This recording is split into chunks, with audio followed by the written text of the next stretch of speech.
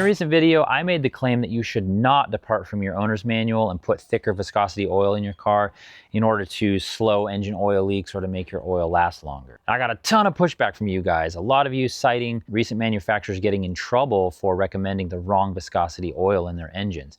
And I'm gonna wade into all that controversy here in a second, as well as get into 5 other commonly held car engine oil myths. Additionally, some engine oil trivia for you. Do you know what the W stands for in engine oil numbers? If you think you know, there's a good chance you're wrong, so stick around. Myth number 1, once you use synthetic oil in your engine, you can't go back to conventional. Synthetic oil is just engineered a little bit different, but it's still oil. It doesn't change the characteristics of your engine. Now, people worry that, well, if you switch, you're actually mixing a little bit of it in your engine. The thing about that is they actually make a product that's partially synthetic oil and partially conventional. So if a company's making that to put in your car, it's not obviously a problem to do so in your engine. Another idea about synthetic that people have is that you can't use it in older cars. And I think probably where that idea came from was way back in the day when they first had synthetic oil hitting the market. Cars were still being made with like paper and cork gaskets, and there was a little bit of a problem with the early recipes for synthetic oil with those gaskets. But that's absolutely not a problem anymore these days. The next myth is if you don't use the OEM manufacturer branded oil in your car, you will void your warranty. Manufacturers would, of course, love this to be true because they have a huge incentive to get everybody into their service department, buying their oil, paying their mechanics at their prices. Well, here's the thing.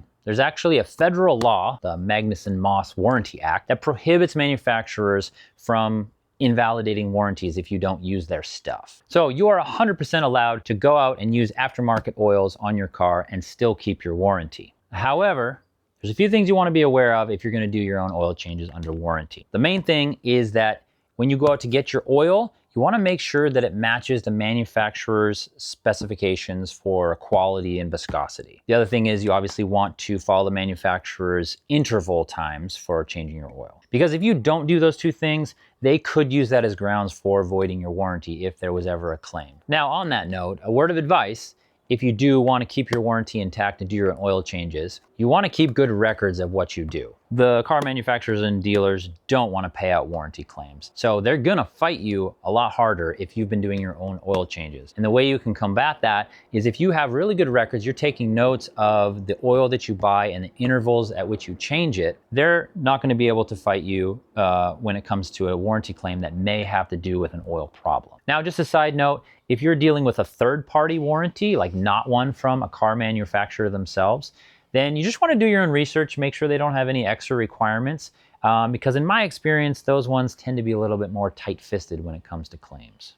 The next myth is that with the right oil, I can go 10 or 20,000 miles before having to change my oil again. Now, technically, that is true. They are engineering oils nowadays to last way longer than the older stuff. So that means in a perfect world, your car should be able to go 10 or 20,000 miles in between oil changes as well. But as you know, we don't live in a perfect world. First of all, on every one of those oil bottles, there's going to be an asterisk after the 10,000 miles or whatever. And it's going to say something like, must use a 10,000 mile or more oil filter. So it's got to have the right filter. And it'll also say, this only works under normal driving conditions. And there's no legal definition of what that means. So who knows what normal driving conditions actually are. So the main problem that I have with these super long oil change intervals is with the drivers.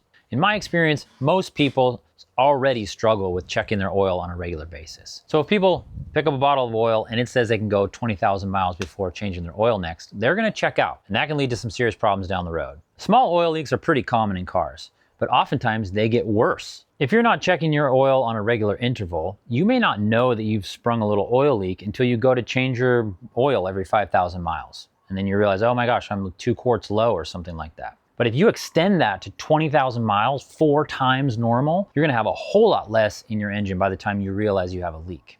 Additionally, even if your car isn't leaking oil, all engines consume a little bit of oil internally. They burn oil. Even brand new ones do this. Now, this isn't really a problem if you're changing your oil every 5,000 to 7,000 miles and you're topping it up. But if you're quadrupling the miles that you can go in between oil changes, well, that's a whole lot more oil being burned in your engine. So it doesn't matter if you buy oil that is supposed to last a really long time. if that oil is leaking out or being burned off and you're not topping it off. And that's where a lot of expensive engine issues can come from when an engine is running on less oil than it's supposed to. Now, none of this may apply to you if you're that person that religiously checks their oil every 2 weeks like you're supposed to, and you're gonna notice if there's a leak or engine burning off, and you're gonna top it off and everything will be great for 20,000 miles. But knowing myself and knowing most of you out there, we don't check our oil enough. And I think this idea that you can go buy a magical bottle of oil and not have to think about oil changes for 20,000 miles is pretty dangerous. The next myth is that you don't want to drive your car in cold climates until after it's warmed up. And the thinking behind this, people know that their engine shouldn't run with cold engine oil. While that's technically true, it can be a little misleading. So it's true that an engine is designed to run at temperature where the engine oil is warmed up and able to flow through the passages, get up to the top of the engine and lubricate everything properly. The problem is engines are getting so efficient these days that it actually takes them a long time to warm up just sitting and idling. So if you're in a freezing cold place and your car's sitting out on the driveway covered in snow, it may take 20 minutes for it to get up to operating temperature. And that's a long time for it to run with cold oil in it. It's not really good for it. So what are you supposed to do then? You get into your car, you start it up, and after like 30 seconds a minute, start driving it. Gentle driving will actually warm the engine up much quicker, get it to the operating temperature that it's designed to run at. Wherever you're going, you don't need to let it sit for a long time before you put it in gear. Get on the road, start driving. Just want to make sure that you're not stomping on it, doing any kind of crazy driving. That wouldn't be good. Guys, if you're enjoying this video or you've seen any of our other content and it was helpful to you, take a moment and subscribe to the channel. It really does help us out. And take a moment and hit that alert bell.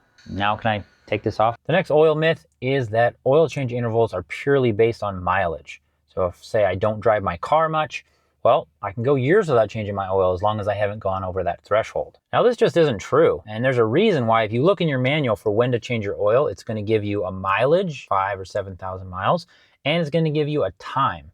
And most of them say a year. That you don't want to go longer than a year without an oil change. And here's why.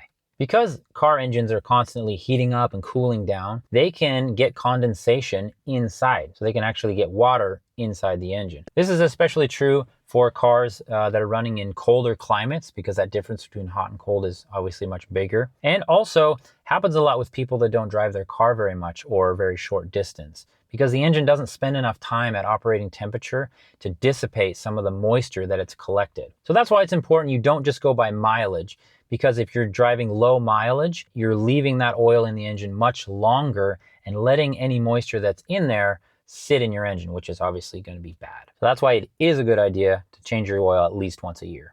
And going back to what I was talking about previously about that 20,000 mile oil that you can get for your car, if you had that in your engine and you were going strictly by mileage, say you only drove 5,000 miles a year, that's like 4 years of collecting moisture in your engine before your next oil change, which is kind of bad. Or if you're like me and you live in a small town and you drive 10,000 miles a year, I wouldn't even be taking advantage of a 20,000 mile oil because I'd be changing it once a year. Now, this last oil myth is the one I alluded to at the beginning, which is you should throw the owner's manual out and put thicker oil in your engine to protect it better. Well, that isn't true. You really do need to stick to the manufacturer's specifications on oil, and using thicker oil can often cause some engine problems. So I want to address some of the comments. Now, a lot of people were talking about a recall that happened this year, 2025, by GM, where they recalled hundreds of thousands of cars for an engine defect. So what happened was there was a manufacturing defect that led to premature crankshaft bearing failure in a lot of cars. And while GM was fixing the problem, they also changed their recommended oil for that car model in an attempt to mitigate the damage to cars that were still on the road. So in the end, it wasn't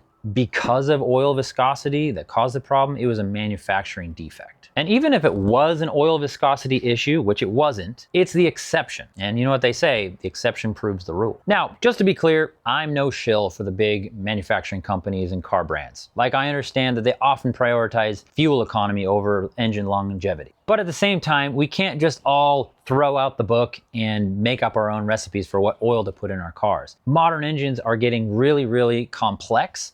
It's not like your grandpa's 70 Ford where you could put any oil in there and probably be fine. So following the manual's recommendations for oil is a really good starting place for most of us. So unless you're doing a bunch of heavy towing or modifying your engine, or you're a big car nerd, following the manufacturer's recommendations for oil is the safest bet for all of us normal drivers. hours. And this is especially true if you've got one of those warranties that we talked about earlier. Well, if you stuck around this long, I know that you're interested in the answer to the oil trivia question. So what does the W stand for in the first number of the oil viscosity? Well, if you're like me, you thought it meant weight. 10 weight 30, but you would be wrong. According to Pennzoil, one of the leading manufacturers of automotive oil, the W stands for winter. And probably back in the day because the first number in the oil number has to do with the cold startup viscosity. You'd be interested to know the viscosity of the oil in winter when it's cold. Got it? Winter, cold. And that's what the W stands for. You heard it here first, folks.